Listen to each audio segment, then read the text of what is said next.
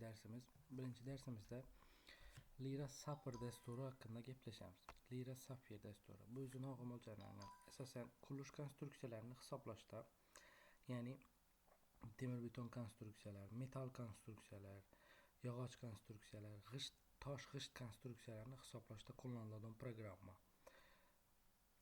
Temir beton konstruksiyalarda o'zingiz bilasizlar, yuk ko'tarish qobiliyatiga qarab hajmiy o'lchamlari o'zgaradi va uni ichine yetgan armaturalarni sinfi, armaturalarni o'lchamlari, diametrlarini shu programma yordamida bize hisoblab olishimiz mumkin. Bu programmaning afzalligi shundaki, qo'l mehnati, ya'ni rushnoy расчет deyiladi. Qo'l расчетidan ko'ra ancha tez va ishonchli chiqarib beradi. Bu programma yaxshi o'rganilsa, shu narsalarda, masalan, qo'lda расчет etilsa, odat avvallari 2 gün, 3 gün, даже bir haftalab vaqt ham ketgan. Bu programma yordamida esa bize bemalol imkoniyat, misol даже Nest One yoki bo'lmasa Burj Khalifa, dunyodagi eng baland binolar, shularni ham hisoblash mumkin. Faqat endi buning uchun kompyuterning o'zini imkoniyatlari keng bo'lishi kerak. Shu programma faqat kompyuteringizning kuchi chaqlim katta bo'lsa, programma shuncha qiynalmay ishlaydi. Xo'p, boshlaymiz endi programmamizni. Birinchi tanishtirib bersam, birinchi etadigan ishimiz misolida toza ishlatish bor. Toza ishlashganda prezent sxema qaysi ish bo'yicha ishlaysan dedi. Bize görüşümüz mümkün. Bize asosiy ina bu yerda 7 dona o'zgarib turibdi. Birinchisi X va Z o'qlari bo'yicha qimirlaydi. X, O, Z tekisligida yotadigan ixtiyoriy bir inshootni qurishimiz mumkin. Ikkinchisi X, Z va Y o'qlari bo'yicha qimirlaydi. X, O, Z tekisligida yotadi. Üçüncüsü 3 o'q bo'yicha qimirlaydi. Ya'ni Z o'qi bo'yicha qimirlaydi, UX bo'yicha aylanadi, UY bo'yicha aylanadi va X, O, Y tekisliklarini yotadi. To'rtinchisi X, Y, Z o'qlari bo'yicha aylanadi. Ko'rishlaringiz mumkin bu yerda har qaysisi alohida. Ya'ni birinchisi oddiy kichkinagina, misol uchun bashniyani yoki bo'lmasa oddiy bir devorni kichkina elementlarni hisoblash uchun birinchisi, ikkinchisi, uchinchisi hammasi shunday. Lekin eng keragi 5-inchisi bizlarda. Unikal binolar emas, bizga shu hayotda ishlatadigan binolarimiz odatda 5-sxema bo'yicha ochiladi. Chunki yuk tabiatda har tarafdan ta'sir etadi. X, Y, Z o'qi bo'yicha qimirlashi mumkin. UX, Y, UZ o'qlari bo'yicha esa burilishi mumkin bo'ladi binomiz. Bize ixtiyoriy turdagi binoni, xoh u jamoat binosi bo'lsin, xoh sanoat binosi bo'lsin, farqi yo'q. Turar joy binolari hammasini shu 5-sxema yordamida hisoblab bilamiz. 6-sxema odatda bu metal konstruksiyalar uchun ishlatiladi. Chunki W bizada hisobiy qarshilikmi? Hisobiy qarshilik. Bize sizlar bilan bugun oddiydan boshlaymiz. Ikkinchidan boshlasak ham bo'ladi, birinchidan boshlasak ham bo'ladi. Chunki o'rganish uchun hozir bizada hammasi. Yana значение нагрузки hisobiy yoki normativniy dedi. Biz hisobiyni olamiz. Ya'ni nima degan bu? Расчетный degani siz yukni o'zingiz berasiz, hisob kitobdan chiqarib yukni o'zingiz berasiz. Bu shuni yuklarni berganingizni, siz hisob kitobdan berganingizni qabul etib hisoblab beradi. Lekin normativniy degani o'sha tayyor yuklar bo'lishi kerak. Normativ hujjatlar asosida koeffitsiyentlar beriladi. Ana shu normativniy koeffitsiyentlar asosida ishlaydigan bo'lsangiz, normativniyni belgilab ketasiz. Imya zadача esa ismina. Shunday yoziladi. Bir maslahat beraman, bu yerda endi ofitsialniy bo'lmasa 15 dona belgini o'tirib bermang. 15 dona belgini o'tirib bersangiz, qandaydir kamchiliklar bo'lishi mumkin. Описание задач bu yerda nima, misol uchun maktab, bog'cha yoki boshqa narsa bu yerga yozaverasiz. Imya задача ozgina ism yozilsa, shunchaki nima imya задача yozishimiz mumkin. Koordinata. Birinchi darsimiz koordinatalar bo'yicha-da. Описание bize yozishimiz mumkin. Polniy navlar bo'yicha ishlang, ya'ni x y z o'qi bo'yicha yoki x z u y o'qlari bo'yicha ishlanilgan haqida yozishimiz mumkin. Xo'p, bitishgan bosamiz. Yana bizlarga toza ish oyna ochib berdi. Bu yerda ko'rishingiz mumkin, juda ko'p narsalar bor, juda ko'p. Har birini ichine bassangiz yana ko'p yana. Sekin-sekin darslar davomida ko'rib o'rganib boramiz hammasini. Biz bugun sizlar bilan birinchi etadigan ishimiz bu koordinata o'qlari bo'yicha ishlash. Koordinata o'qlari bo'yicha ishlash nima kerak? Biza o'lchamlarni qo'yib olishimiz kerak. Bu o'lchamlarni qo'yishni bir necha xil yo'li bor. Birinchisi bu oddiy koordinata qo'yish yo'li. Mana x, y, z. Ya'ni 0 nuqtani qo'yib olamiz. Keyin x o'qi misol uchun 6 metrdan birini tashlaymiz va ko'rishingiz mumkin 2 dan nuqta tushdi yana. Bunda birinchisi va ikkinchisi yana. Z o'qini misol 3 deymiz. Bunda tushib paydo bo'ldi. Keyin x o'qini 6 desak, ya paydo bo'ldi. 4 dona nuqta. Xo'p, bularni ishlatamiz. Bularni birlashtirib olishimiz kerak. Bu shunchaki havoda hosil bo'lgan tugullar hech narsaga imkoniyati ega emas, hech narsa. Biz buni element yordamida birlashtirib olamiz. Element ukazaniya uzli kursorim o'chirsangiz yo'qoladi, tutmaydi yana. Shu yon turishiga egammoq. Yana. Keyin neprevent operatsiya. Buni degani bosasiz. Bo'ldi, to'xtadi yana. Lekin imuni bosib qo'ysangiz to'xtatmaydi. Yana davom etib turibdi yana.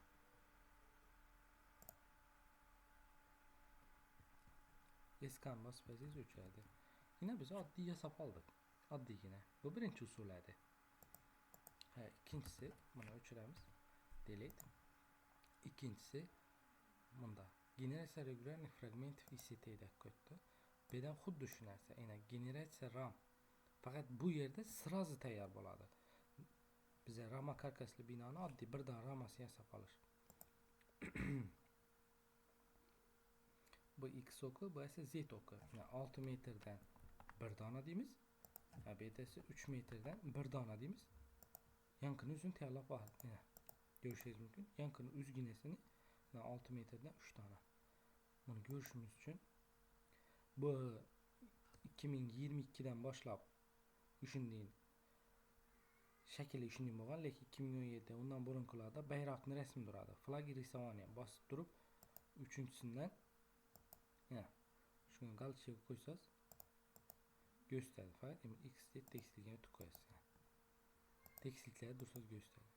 Xo'p, yasashni hozir ikki xil yo'lini ko'rib oldik. Yana generatsiya fragment mana shunday. Biza ko'proq narsa yasashga ko'rsat nechik bo'ladi. Misol uchun sirazi ko'proq 1 dona emas, 2 dona emas, orqalari bilan yasashga ko'rsat nechik bo'ladi degan savol bo'lishi mumkin. Orqalari bilan yasashga bo'lsak, xohlang bu bilan yasang, bunda lekin ko'p vaqt ketadi. Chunki har bir koordinatasini berib chiqishimiz kerak. Toshna. Ko'p vaqtimiz ketadi. Bu esa mana misol beri 6 metrdan 1 dona berdik. Keyin x o'qi bo'yicha 4 metrdan yana 1 dona, 3 metrdan 1 dona desangiz, yana bir etajli, 2 prolyotli bino yasab berdi. Buni orqalari bilan yasashga bo'lsangiz Ctrl A ni bosamiz va kopирование yordamida y xz teksiga o'tdi. Bu orqaga ketsa y o'qi bo'yicha necha metrdan? Har 5 metrdan chani bereceksiniz. Misol shu 3 dona berish kerak bo'lsa, tashab berdi. Keyin bularni birlashtirish endi qolgan maqsad. Misol Davoid element bilan mana olib tashlaymiz, chunki hozir bizga xalaqit beradi.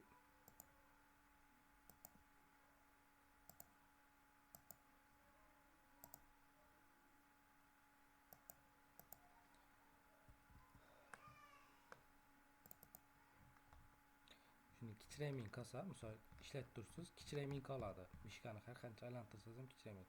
Shu vaqtda ish knopka bosiladi, ya'ni показать все. Home knopkasini bossangiz ham bo'ladi yoki ish knopkasini bossangiz ham bo'ladi.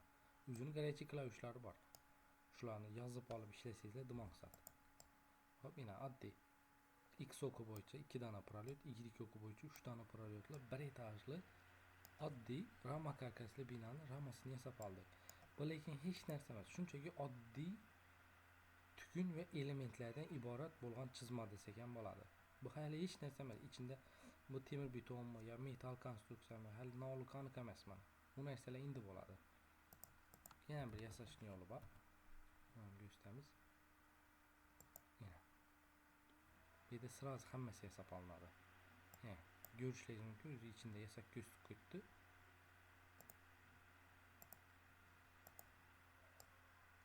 Fakat bunda bir yeri var.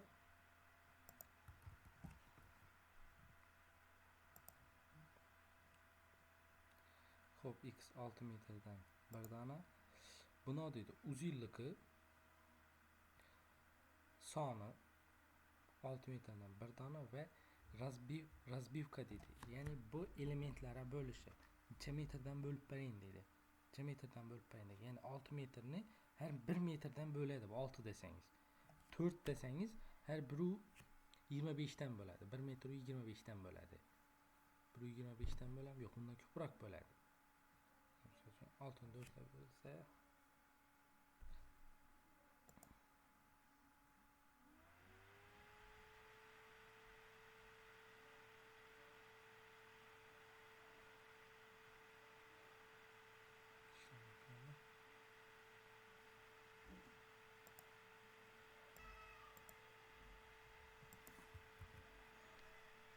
altına 4'e bölse 1,5'dan. Eğer altını misal için 5'e bölüşürüz mümkün. 1'i 2'den böledi.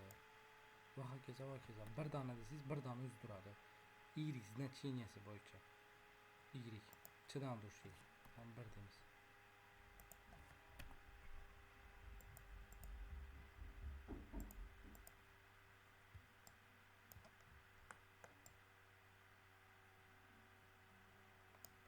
Görüşürüz mümkün. Z oku boyunca bir tane X oku boyunca taşaplar.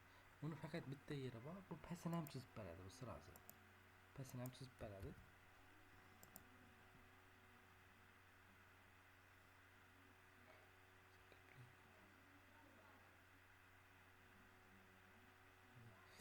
Biz bu bilan uncha ishlamamiz. Sababi bize pesi ve depesine hozir bu yordamda chizib olinsa, misol bu bilan chizib olinsa, bizada no kamchilik kelib chiqadi. Bizada kelib chiqadigan kamchilik, biz ham uni pesini poydevor yasab olamiz.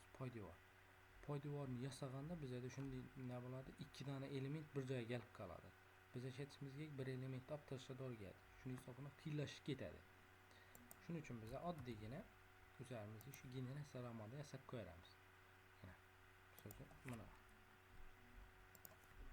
208'den 2 tane adımız.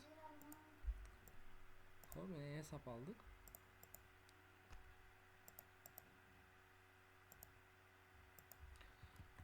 İlk oku boyunca taşımız. Kapirovaniya var, перемещение var. Kapirovaniya bu şu bir noktadan bir narsanın üzünü arkasına ya eldine xuddi o'zidan tashab beradi ma'lum masofada. Перемещениесі xuddi o'zini ko'chirib beradi. Div damari bo'lsa qolmaydi joyida. Vona tashiydi. Kapirovaniya aytamiz. 6 metrdan 3 tane beramiz. Yine tashab berdi. Bize yasashni turi ko'p. Mesela girdik. Yasab oldik. Her qaysini bir yasab o'tirishimiz shart emas mana. Bir o'tirib o'tirasiz-ku, kerakmaydi. X da o'tamiz. Bizda demanda atmetka element degan narsa bor. Atmetka element bu farqi yo'q. U xoh gorizontal bo'lsin, xoh vertikal bo'lsin, xohlaganini belgilaydi. Bizda imunda qo'shimcha narsa bor. Bu faqat vertikalni belgilaydi. Ya'ni buni belgilamaydi. Bularni belgilaydi. Bu esa gorizontal. Buni belgilaydi. Yine bularni belgilamaydi. Element общий, fark yok. Hammasini belgilayveradi yine. Bize başta chizib olgan yerimizni shuni kichkina qilib belgilaymiz. Ve Kapirovaniya по одному узлу degan yeri bor. Bu shunday menyuki, o'sha kopирование menyusi. Bu yerda biza parametr bo'yicha ko'paytirish mumkin. Bir dona uzel bo'yicha, tugum bo'yicha, keyin bir nechta uzel bo'yicha yoki bo'lmasa поворот, ya'ni durutni xuddi shuni aylantirib tashlash mumkin. Yoki bo'lmasa simmetrishni tashlash mumkin. Xuddi AutoCAD'dagi ya mirror funksiyalari kabi. Buni olamiz. Bazaviy tochka. Bazaviy tochka nima degan? Siz buni olacaksınız. Qolgan tashlajak yerlaringiz sizga go'shanib turishi kerak. Ya'ni ko'zga qulay bo'lishi kerak. Misol bu yerda chalkashib yutish mumkin ko'z, lekin bu qulay. Men shu nuqtani olaman, ya'ni go'kardi. Qarabsizki, bizda уже tayyor. Yasalgan.